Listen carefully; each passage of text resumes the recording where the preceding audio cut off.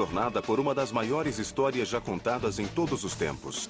Êxodo, a história documentada. Primeiro, vamos descobrir os fatos científicos por trás da história bíblica do Êxodo, enquanto refazemos os passos dessa jornada pelo deserto em História da Libertação. Depois, vamos explorar a vida e os feitos do faraó da época do Êxodo, Ramsés o Grande, em O Papel de Ramsés na Bíblia. E fique atento às questões, atividades e fontes de pesquisa ao final de cada segmento. Agora, vamos viajar além da Bíblia para revelar os mistérios da história.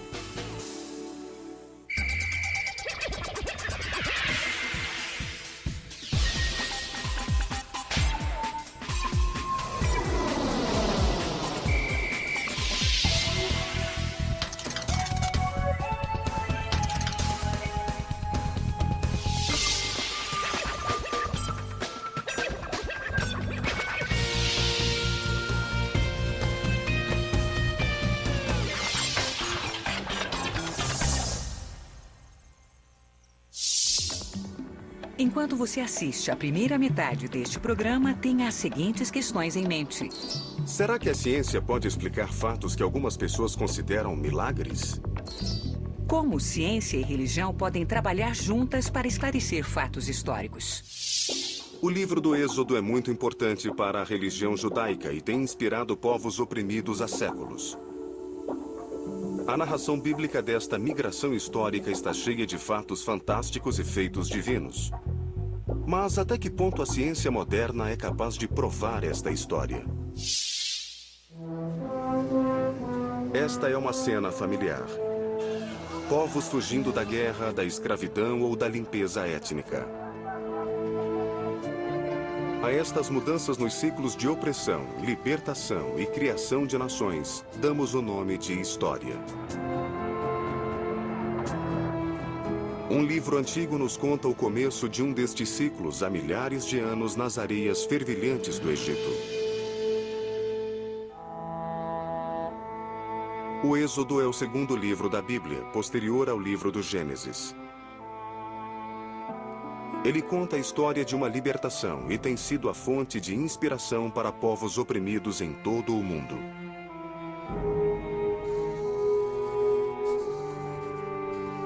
Não se sabe exatamente quando ele foi escrito e sua autoria tem sido largamente debatida. Disse que os 5 primeiros livros da Bíblia, inclusive o Êxodo, foram escritos por Moisés sob a inspiração de Deus. Por isso, às vezes, são chamados de os 5 livros de Moisés. Os eventos do Êxodo realmente aconteceram? Essas histórias foram mantidas vivas por séculos pela tradição oral? Ou terão sido apenas invenções para glorificar as origens de Israel?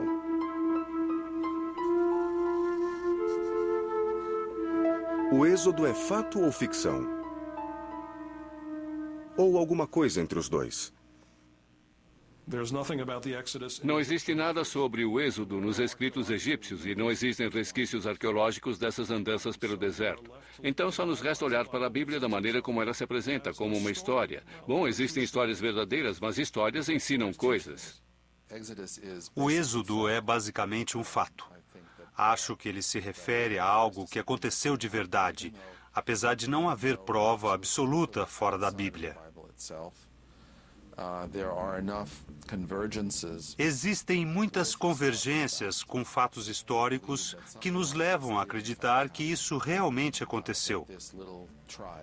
Que uma pequena tribo escapou do Egito, que atribuíram essa fuga ao seu Deus e que tinham motivo para fazer isso. Fato ou ficção, o Êxodo é parte da essência da identidade judaica. Por meio dos judeus, essas ideias acabaram se tornando universais. A liberdade e o papel da lei foram ideais incendiários que se espalharam através dos séculos, alimentando novas chamas onde existia escravidão e opressão. Esta mesma chama ardeu nos corações dos escravos norte-americanos. Outra ocorreu quando a Índia era uma colônia britânica e foi acesa por Mahatma Gandhi. A A história do Êxodo, na verdade, começa no Gênesis. Um jovem homem chamado José foi vendido por seus irmãos para se tornar um escravo no Egito. Em virtude de sua habilidade para interpretar sonhos, ele logo foi notado pelo faraó e acabou se tornando uma espécie de primeiro-ministro com enorme poder em todo o Egito. Foi assim que José trouxe para o país seu pai Jacó e todo o seu clã, um total de 70 pessoas. Essa história já parece fantástica quando analisada. Um escravo asiático acabou sendo o primeiro-ministro do Egito. Sabemos que as pessoas costumavam cruzar o Egito por muitas razões.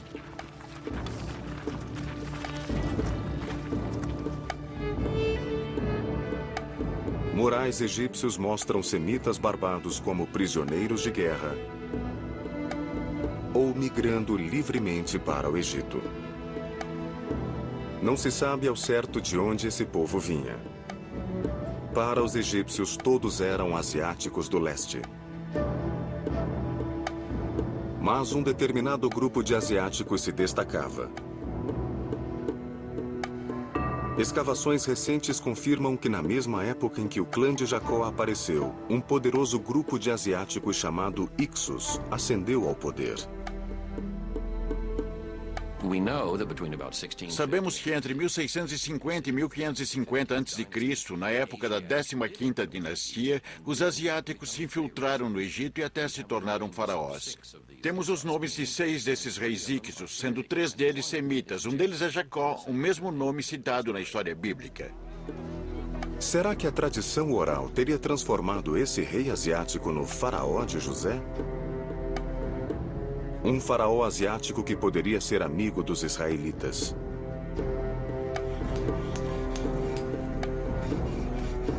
A Bíblia também diz que os israelitas viviam numa região ao norte do delta do Nilo chamada Goshen.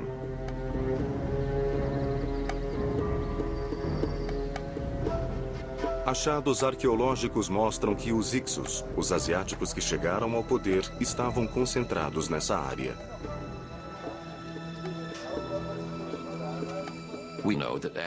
Sabemos que os novos faraós da 18ª dinastia expulsaram e escravizaram os Hyksos, e esse povo caiu em desgraça. Isso se encaixa com a história bíblica. De acordo com a versão do rei Jaime da Bíblia, tomou poder um faraó que não conhecia José, e foi assim que os descendentes de José se tornaram escravos hebreus no Egito. Neste ponto, termina o livro de Gênesis e começa o do Êxodo. Os israelitas foram escravizados e mandados para trabalhar nas cidades de Pitom e Ramsés. Os israelitas escravizados continuaram a se multiplicar até que eles ameaçaram suplantar os egípcios em número. Para o faraó, eles se tornaram um problema de segurança e ele encontrou uma solução terrível. O faraó ordenou ao seu povo: cada filho nascido dos escravos deveria ser jogado no rio Nilo. As filhas poderiam viver. Para salvar seu filho, uma mulher o colocou num cesto à prova d'água e o deixou ser levado pela correnteza. Para os israelitas, a liberdade é representada pelo cesto. Aquele seria o futuro líder que os levaria para fora do Egito. A criança é encontrada, e não por qualquer pessoa, mas pela filha do faraó. Ela cria o filho como se fosse seu, um príncipe egípcio. Agora, um jovem garoto, o príncipe egípcio é criado para levar uma vida de privilégio e poder. Mas a Bíblia sugere que ele sabia de suas origens. Por isso, foi procurar seus irmãos e viu suas aflições. Ele vê um egípcio açoitando um semita e fica enfurecido.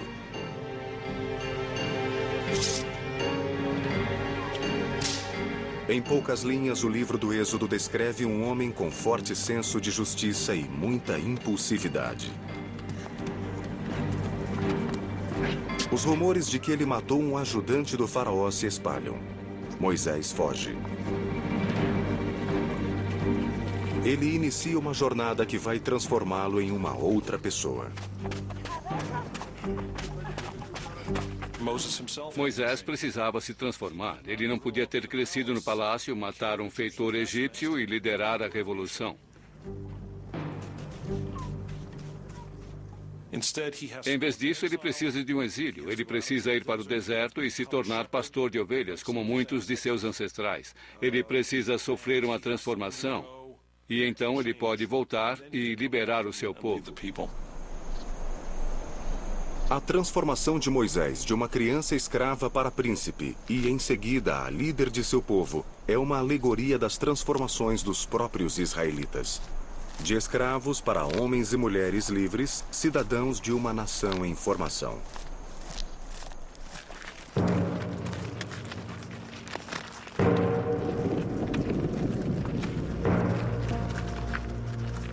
No deserto, Deus, que até então não havia sido citado no livro do Êxodo, chama a atenção de Moisés através de uma sarça ardente.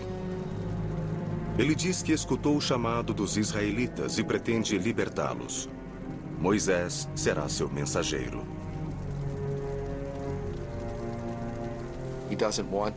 Mas Moisés não quer ser a pessoa escolhida para isso. Ele não se considerava uma grande figura. Achava que ninguém prestaria atenção nele.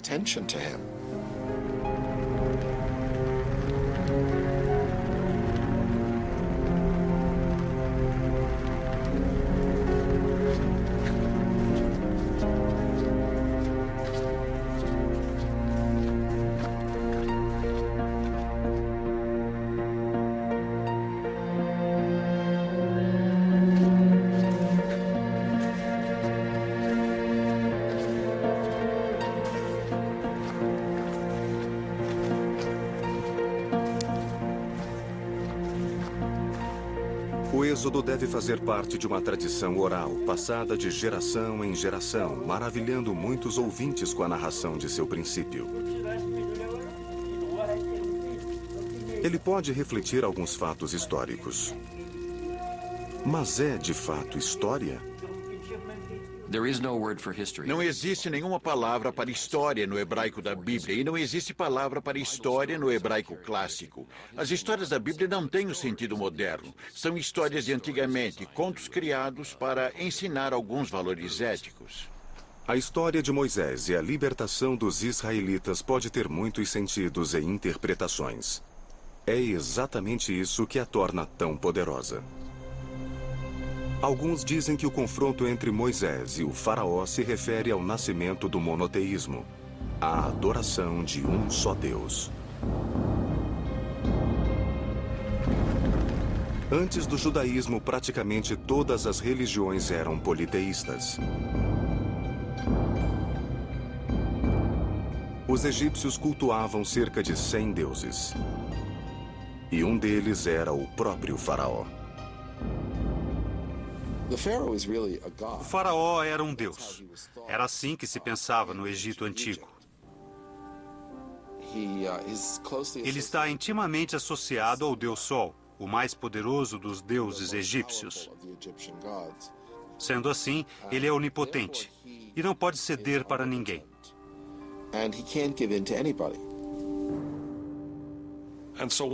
Então, uma das partes da história da libertação, a história das 7 pragas, demonstra que Deus mandou esses castigos para o Egito, para seus deuses e para o faraó. As águas do Nilo se transformam em sangue.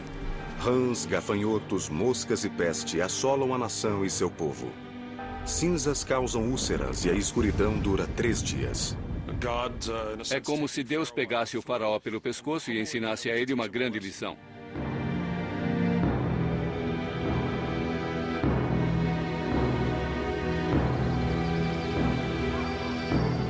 O milagre das pragas pode ser um fato de difícil aceitação para o leitor moderno, mas talvez exista uma explicação totalmente natural.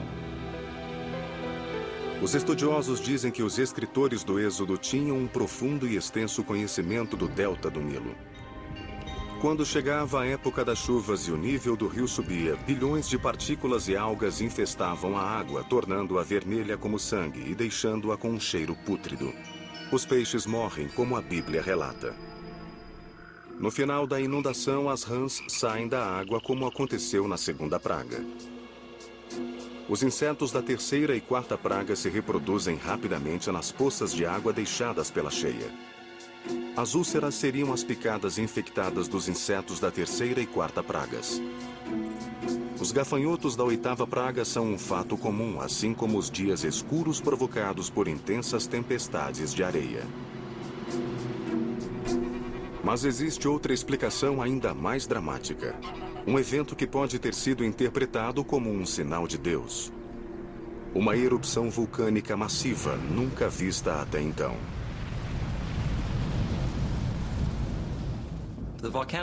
A erupção vulcânica de Thera, uma ilha que fica ao norte da Grécia e ao norte de Creta, no Mediterrâneo, é o maior evento vulcânico dos últimos 10 mil anos. Não houve nada igual.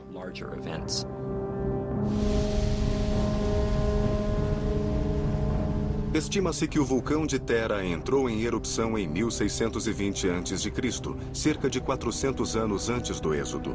Mas acredita-se que a Bíblia tenha usado alguns dos fatos dessa catástrofe em seus relatos. Pode ter surgido uma nuvem de cinzas repleta de ácido sulfúrico. Isso tornaria a água da região tóxica para as rãs, fazendo-a sair. A nuvem de cinzas teria escurecido o céu por dias. Quanto às úlceras, a cinza vulcânica é composta por pequenas partículas de vidro, geralmente unidas a uma nuvem de gás de ácido sulfúrico. Seria bem desagradável em contato com a pele.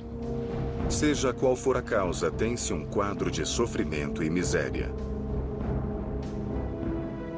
A Bíblia não é muito clara ao explicar a rota feita pelos israelitas após saírem do Egito. Mas eles devem ter se movido para o leste e possivelmente para o sul, com o exército do faraó em seu encalço. Deus guiou o povo pelo deserto até o Mar Vermelho. Mas a escrita em hebraico está obscura e algumas traduções se referem a um mar de juncos. Talvez um pântano. O que nos dá um quadro bem diferente do que inicialmente se imaginava.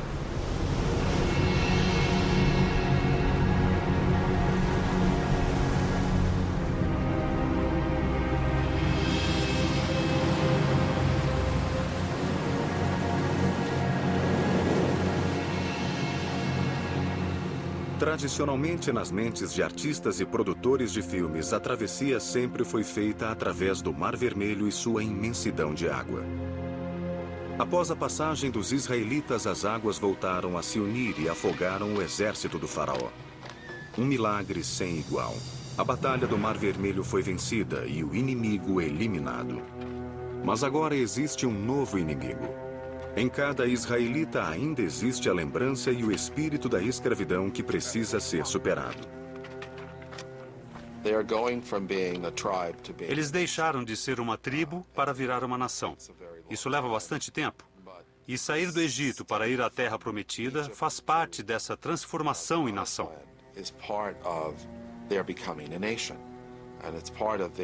E também faz parte dessa nova consciência do desenvolvimento psicológico e espiritual dos israelitas.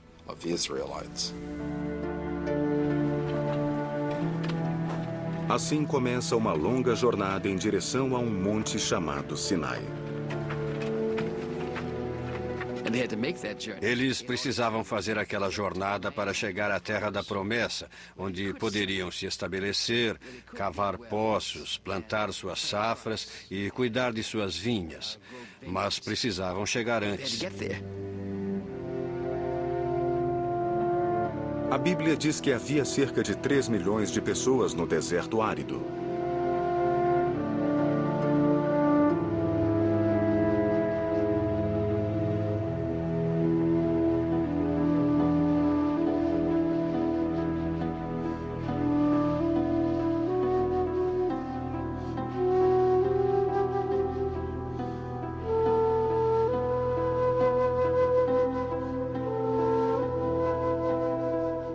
Certos de que iriam morrer de fome e sede, o povo começa a se inquietar e pergunta a Moisés: por qual razão você nos tirou do Egito?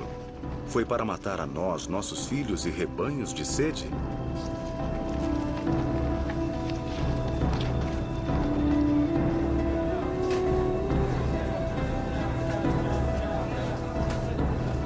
Deus instrui Moisés a bater em uma rocha.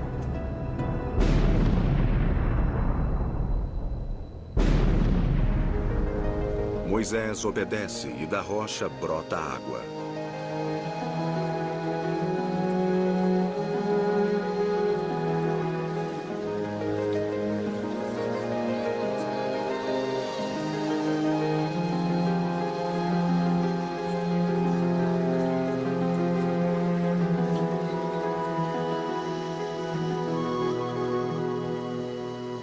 Finalmente, Deus os leva até o Monte Sinai. Essa montanha pode ser encontrada em qualquer mapa do Egito. Pode-se ir ao Monte Sinai hoje em dia. Há um lindo mosteiro lá. É possível escalar até o topo. A vista é muito bonita. Mas não sabemos se é mesmo essa montanha. Alguns estudiosos acreditam que pode ser uma montanha na região oeste da Arábia Saudita. A arqueologia parece ter falhado neste ponto e muitos consideram a busca da localização exata totalmente irrelevante. Podemos descobrir quem era o faraó? Podemos saber em que lugar atravessaram o mar? Encontrar pegadas de 600 mil israelitas no deserto do Sinai?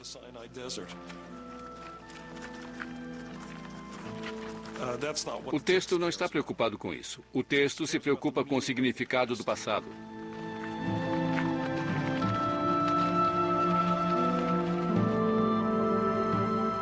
Alguns podem se perguntar se esta história, que já inspirou a tantos em sua luta por libertação, é verdadeira ou não. Mas seu poder de sobreviver ao tempo tem sido um fato histórico, quer seus detalhes sejam ou não verdadeiros. Não me preocupo nem um pouco se é total ou parcialmente verdadeira. É uma metáfora maravilhosa sobre o nascimento de uma nação e para a evolução da liberdade. Procurar uma terra prometida em um mapa arqueológico seria um grande erro. A terra prometida é um estado de espírito, de coração.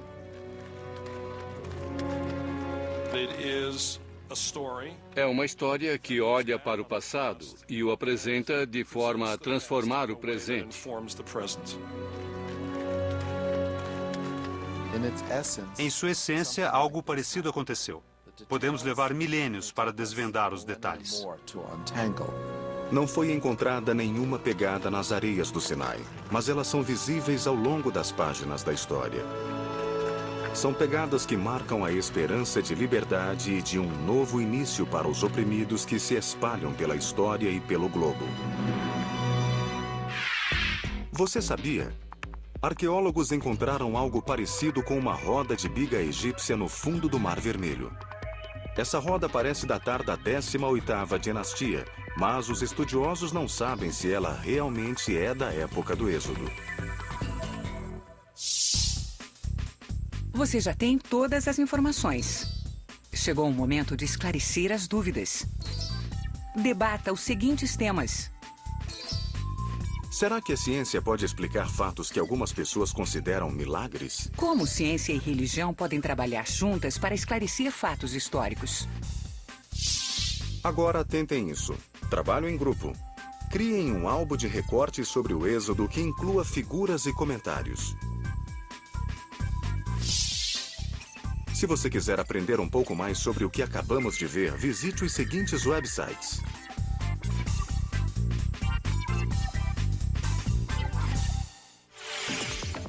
Enquanto você assiste a segunda metade desse programa, reflita sobre as seguintes perguntas. Por que Ramsés não teve medo das 10 pragas? Por que será que Ramsés não registrou essa derrota militar?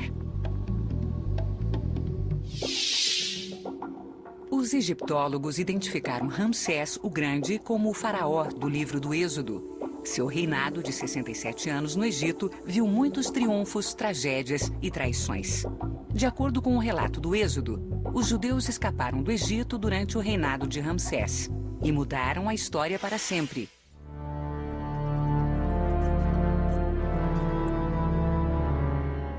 Ele foi um dos maiores faraós do Egito Antigo, o maior construtor o lutador mais temido e pai de mais de 100 filhos.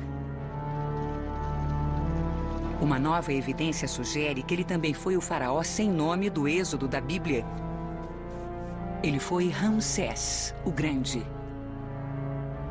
Foi este o faraó que ousou desafiar o Deus de Israel? Será esta a única face da Bíblia que jamais veremos?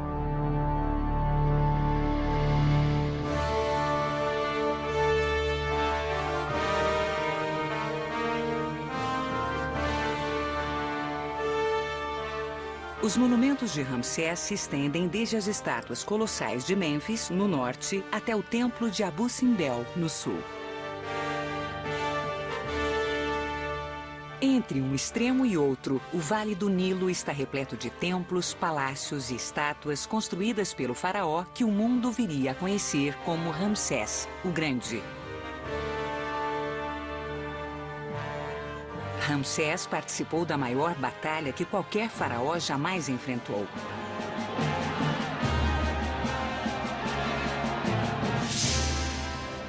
Com menos combatentes e em território inimigo, ele lutou e venceu onde outros teriam fugido. Ramsés sabia lutar.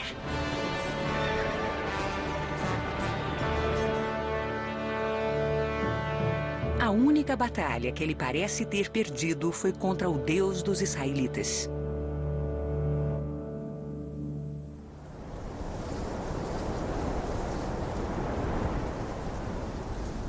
Para compreender Ramsés, é preciso ir até Ábidos, o lugar mais sagrado do Egito. Por milhares de anos, peregrinos vindos de várias partes traziam oferendas ao local para agradar Osíris, o deus da morte.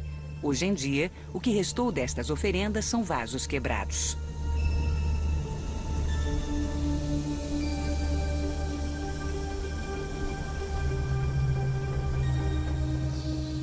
O avô de Ramsés foi o primeiro faraó de sua dinastia.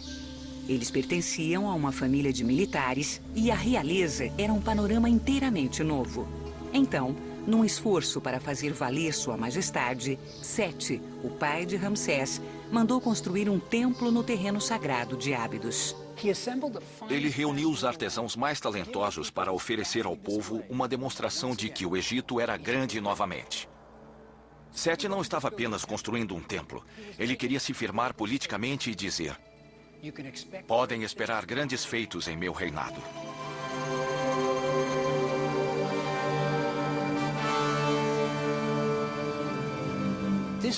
Este foi o pai de Ramsés. Eles pertenciam a uma família que sempre se superava. Ramsés pretendia fazer ainda mais.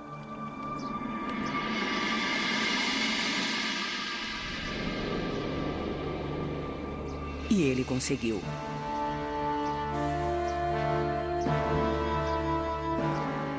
Quando se tornou faraó, Ramsés construiu um templo tão maravilhoso que se tornaria sua marca para sempre, além de um ícone para todo o Egito.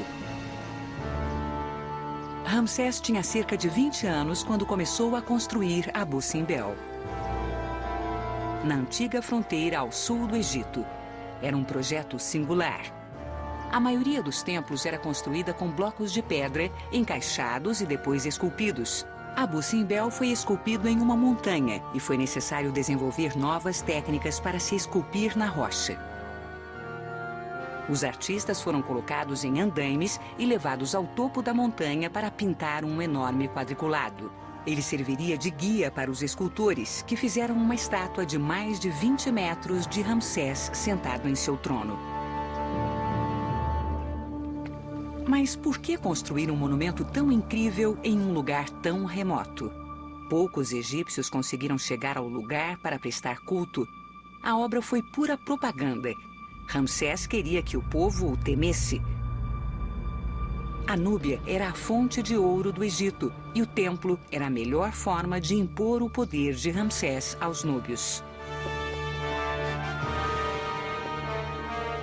Qualquer um que entrasse no Egito pela Núbia teria que passar pelo templo e por suas 4 estátuas colossais de Ramsés a observá-lo. Mas se um núbio fosse visitar o templo, logo na entrada ele se deparava com entalhes de cativos amarrados, muitos deles núbios.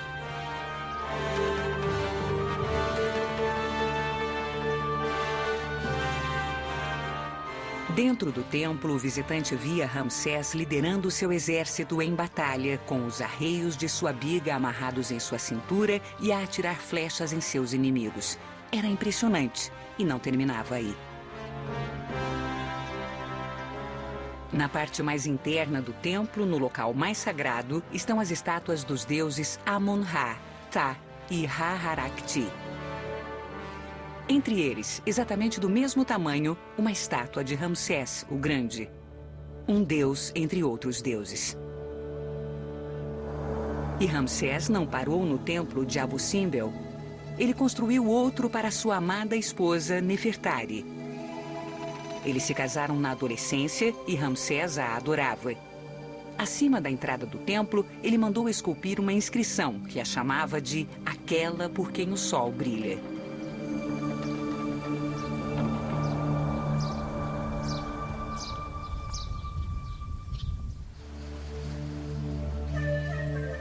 Ramsés iniciou seu reinado em grande atividade.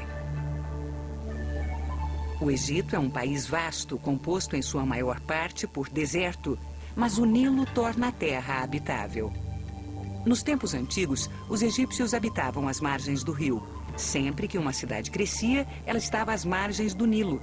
Em Tebas, o centro religioso do Egito, Ramsés mandou construir outros templos grandiosos. E na margem oeste do Nilo, ele mandou construir tumbas no Vale dos Reis. A verdadeira capital sempre foi Mênfis, a cerca de 640 quilômetros ao norte, perto de onde é o Cairo atualmente. Era daqui que se dirigia ao país. Mas quando Ramsés chegou ao poder, ele mudou a capital para uma área chamada Delta do Nilo, 160 quilômetros ao norte de Mênfis. Aqui, o Nilo se divide em inúmeros afluentes e toda a terra se torna exuberante e verde.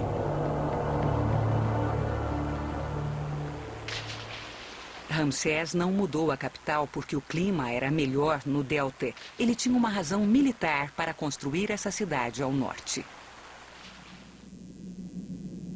A localização era ideal para lançar ataques militares. Ao norte para a Síria e ao oeste para a Líbia, os inimigos tradicionais dos egípcios. Assim, ele construiu uma nova cidade e começou a sonhar com os imensos tesouros que poderia trazer para o Egito. Esta deve ser a cidade que a Bíblia diz que o faraó forçou os israelitas a construírem. A cidade de Ramsés logo se tornou um emaranhado complexo com palácios, templos, depósitos, oficinas e alojamentos de soldados.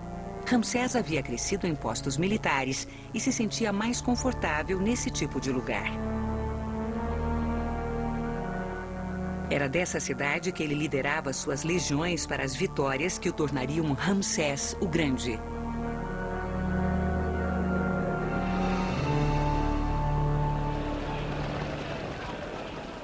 Com 25 anos, Ramsés havia se tornado líder do maior exército profissional que o mundo antigo tinha visto até então.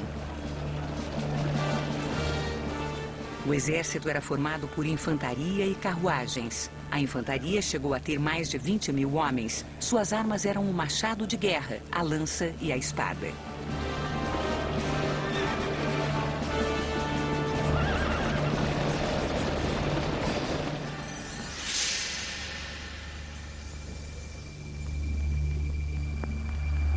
A reputação de Ramsés como um guerreiro destemido foi estabelecida na Batalha de Kadesh.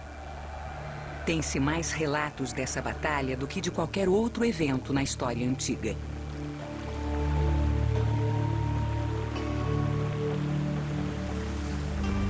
O interessante é que temos mais do que apenas relatos escritos da batalha.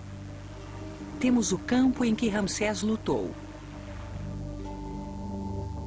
A antiga cidade fortificada de Kadesh, na Síria, foi construída em uma montanha.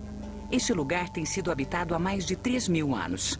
Hoje há um vilarejo moderno construído sobre a antiga Kadesh, mas logo ele deve ficar deserto. O sal do solo, bem como a água, fez com que a maioria dos habitantes abandonassem suas casas. Poucas pessoas moram neste lugar, considerado um ponto militar estratégico no antigo Oriente Médio. Kadesh era fundamental para que Ramsés realizasse seu plano de controlar o Oriente Médio. Mas a cidade era controlada pelos hititas, guerreiros originários das terras onde fica a atual Turquia. Eles eram os principais inimigos do Egito, e a intenção de Ramsés era tirar o controle de Kadesh de suas mãos. Assim, no segundo mês do verão, no 5º ano do reinado de Ramsés, 20.000 soldados seguiram o faraó e saíram do Egito. Eles planejavam capturar Kadesh e todo o território ao seu redor. Os soldados estavam divididos em 4 unidades de 5.000 homens. Cada uma delas foi batizada com o nome de um deus egípcio: Amon, Ra, Ptah e Set. Quando Ramsés se viu montado em sua biga dourada, com seu exército se estendendo por quilômetros, não tinha dúvidas de que se sairia vitorioso. Ele nunca havia chegado perto de uma derrota. Logo, Kadesh seria sua.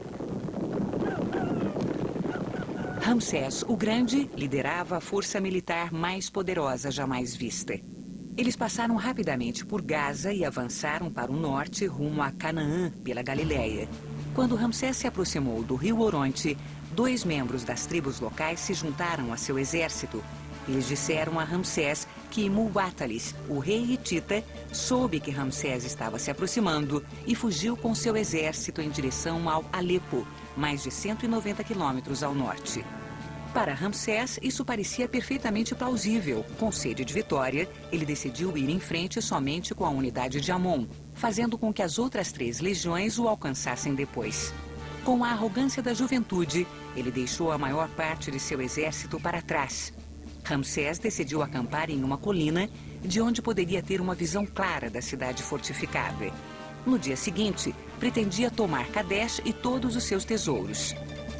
Era bom demais para ser verdade. Assim que montaram um acampamento, os sentinelas capturaram 2 espiões hititas e os fizeram contar a verdade. Ramsés havia sido atraído para uma armadilha. Muwatalis estava escondido num bosque próximo a Kadesh, com uma tropa de 40.000 homens. Enquanto Ramsés e seus oficiais faziam planos de emergência, os hititas atacaram. Suas bigas investiram sobre a retaguarda da divisão de Ra, quase dizimando totalmente seus homens. Em seguida, os hititas foram para o acampamento de Ramsés, onde bigas estavam sendo consertadas. Homens cansados da infantaria cuidavam uns dos outros. Suprimentos eram distribuídos. O filhote de leão de Ramsés era alimentado.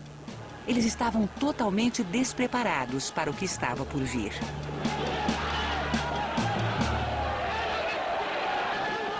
Conseguindo abrir caminho pelas barreiras egípcias que fechavam um acampamento, as bigas hititas surpreenderam as tropas cansadas. Com o exército egípcio em estado de confusão, Ramsés tomou o controle. Ele gritou para seus soldados: "Fiquem firmes, aquietem seus corações, meu exército, e assim conseguirão a minha vitória. Eu estou sozinho, mas Amon será meu protetor. Sua mão está comigo."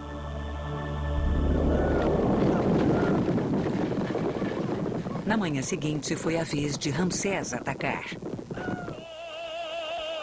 Depois de muitas batalhas, ficou claro que as tropas hititas, além de numerosas, eram muito bem treinadas para serem vencidas. Foi um impasse, mas o bravo Ramsés conseguiu uma grande vitória pessoal.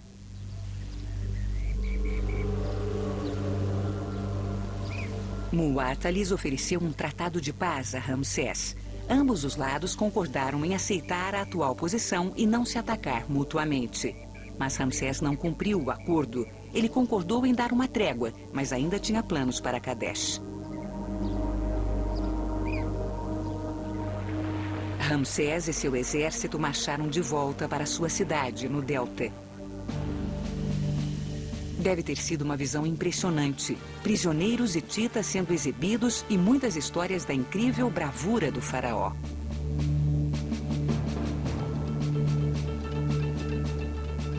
Ramsés mandou esculpir o relato da Batalha de Kadesh nas paredes de seus templos, criando o registro histórico mais detalhado de uma batalha ocorrida na antiguidade. Foi uma história que Ramsés jamais se cansou de contar, e os egípcios adoravam ouvir. Mas um outro tipo de batalha totalmente diferente aguardava Ramsés. Uma batalha contra o Deus dos israelitas.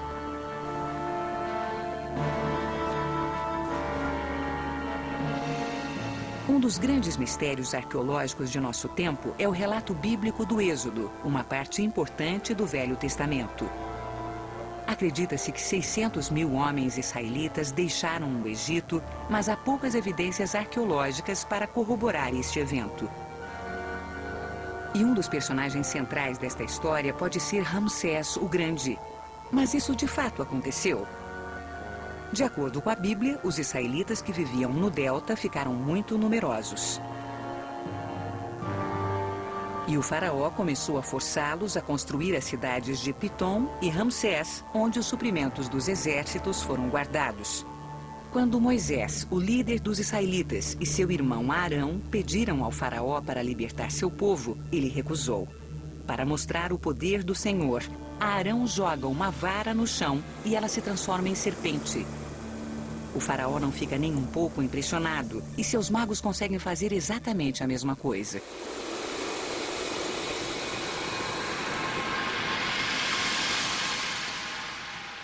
O confronto final da história do Êxodo é entre o Deus vivo dos egípcios, o faraó, e o Deus dos israelitas, que mandou 10 pragas para o Egito.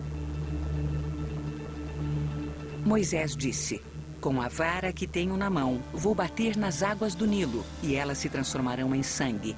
Os peixes que estão no rio morrerão, e o rio ficará tão poluído que os egípcios sentirão nojo de beber a água do Nilo." Mesmo quando isso aconteceu, o faraó não se amedrontou e se recusou a deixar que os israelitas fossem embora. Lembre que o faraó também é um deus e que o Nilo sempre ficava vermelho durante a estação das cheias, quando transbordava e arrastava consigo a rica terra vermelha do solo. As pragas seguintes, de rãs, mosquitos, moscas, gafanhotos, peste e chuva de granizo, também não assustaram o faraó. Não eram nada mais do que desastres naturais, e ele continuou se recusando a libertar os israelitas. Então o Senhor disse a Moisés: "Estenda a mão para o céu e faça-se tal escuridão sobre a terra do Egito que se possa apalpá-la." Parecia uma tempestade de areia, mas o faraó já havia visto muitas delas e não abriria mão de seus escravos em virtude de um fenômeno como estes. Entretanto, a 10ª praga não poderia ser explicada como um desastre natural. Então diz o Senhor: "À meia-noite farei uma incursão entre os egípcios e morrerão todos os primogênitos do Egito." Com o coração partido pela morte de seu primogênito, o faraó finalmente cede e assim começa o êxodo.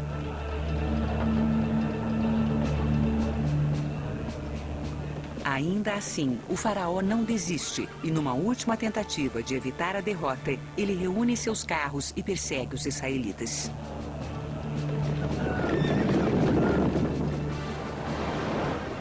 É neste ponto em que ocorre o milagre da divisão do mar, permitindo que os israelitas escapem.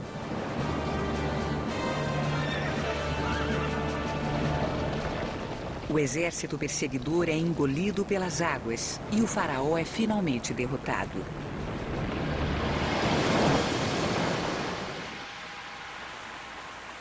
A rota mais fácil para os israelitas escaparem para a Terra Prometida seria uma área chamada Mar dos Juncos. Ela ainda existe. Na verdade, parte do Canal de Suez, no atual Egito, passa por ali. Esta é uma área pantanosa em que não é difícil atravessar a pé, mas bigas ficariam atoladas na lama. Isto explicaria a história bíblica. Não é tão dramática, mas ainda é uma derrota para o faraó.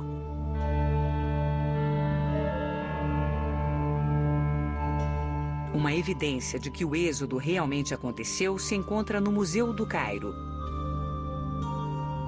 Ela até sugere que Ramsés foi o faraó do êxodo. A famosa Estela de Israel é a única referência a Israel nos registros egípcios. Uma estela é uma grande pedra achatada erigida em frente a um templo para fazer um anúncio. Seria o equivalente na antiguidade a um mural de avisos. Esta estela foi erguida pelo sucessor de Ramsés, Merneptah, para alardear suas vitórias militares. Ele tinha um orgulho especial por ter conquistado os líbios e o misterioso povo do mar que havia tentado invadir o Egito.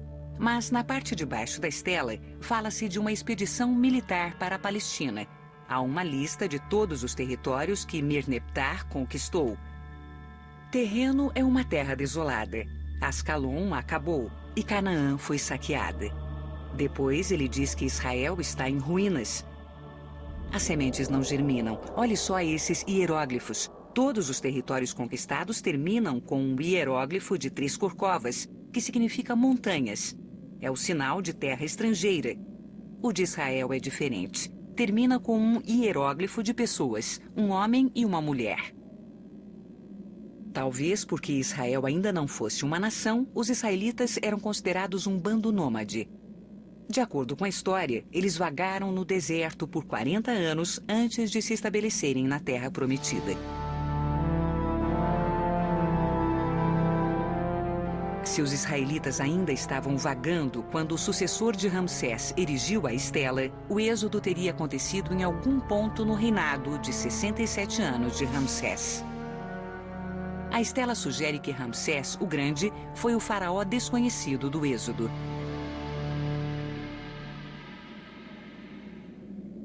Existe ainda uma última pista de que Ramsés foi o faraó do êxodo, e ela vem de um de seus filhos. Em quase todos os templos que Ramsés construiu, havia figuras de seus filhos entalhadas nas paredes. Ele tinha muito orgulho deles.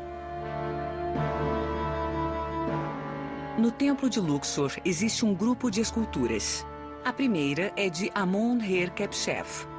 O 13º é Merneptah, o sucessor de Ramsés como faraó. Isto significa que os primeiros 12 filhos morreram antes de Ramsés.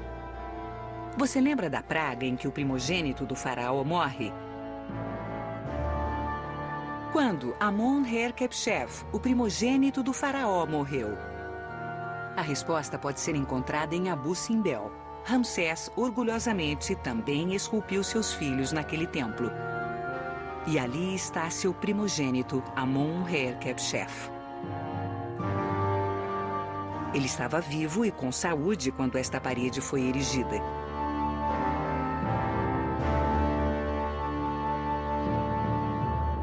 Mas uma estátua do primogênito fora do templo de Nefertari tem 2 hieróglifos junto ao final de seu nome. Eles significam falecido.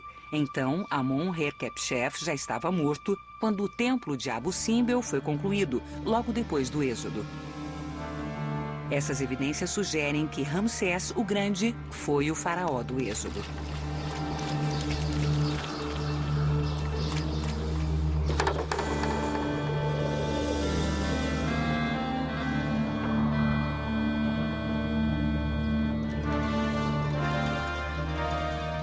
E ainda, o livro do Êxodo nos conta que os israelitas construíram as cidades de Pitom e Ramsés, que estão literalmente cheias de indícios do faraó Ramsés. Além disso, o primogênito de Ramsés morreu mais ou menos em 1262 a.C., a época do Êxodo. Tudo indica que Ramsés foi o faraó desconhecido. O êxodo pode não ter acontecido exatamente como a Bíblia relata, mas alguma coisa aconteceu. E Ramsés estava no centro deste acontecimento. Por isso, ao olharmos para a face de Ramsés o Grande, é bem provável que estejamos olhando para um personagem bíblico. Este pode ser o rosto de um homem que conheceu Moisés.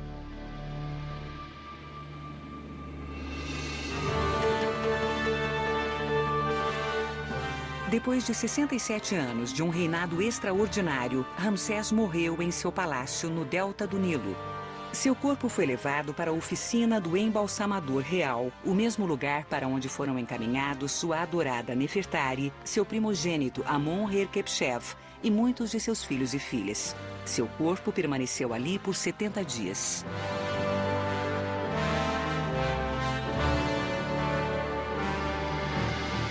Em seguida, ele foi colocado em uma embarcação real para empreender uma longa jornada rumo ao sul, até o Vale dos Reis.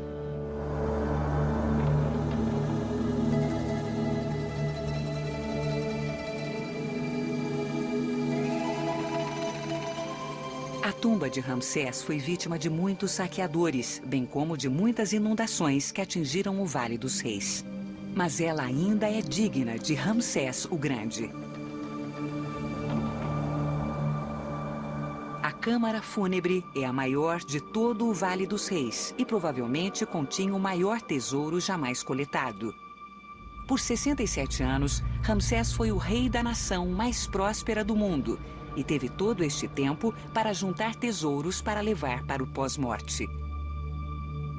Sem dúvida, esta sala continha tesouros espetaculares. Na época em que Ramsés morreu, os homens que haviam trabalhado em sua tumba também estavam mortos. Para a maioria dos egípcios, aquele foi o único rei que conheceram. Quando Ramsés finalmente se juntou aos deuses, o Egito chorou.